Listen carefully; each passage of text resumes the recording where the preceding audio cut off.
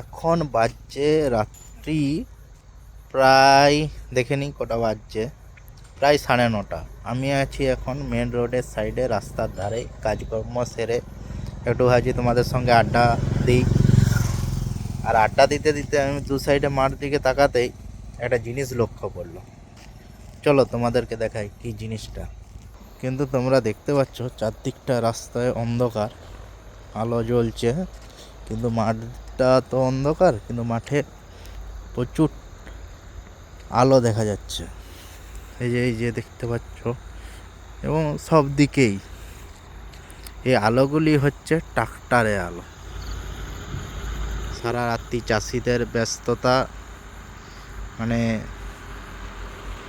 আলু লাগানো, মানে বিশেষ করে আলু লাগানো ব্যস্ততা। তোমরা বুঝতে পারছো গ্রামে কি পরিমাণ আলু চাষ করা হয়।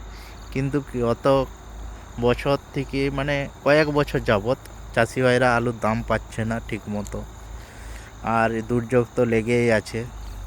তাহলে আমি এই রাত্রে ভিডিওটি তোমাদের মধ্যে শেয়ার করলাম। যদি ভালো লাগে অতি অবশ্যই চ্যানেলটা সাবস্ক্রাইব করতে ভুলো না। তাহলে গুড নাইট।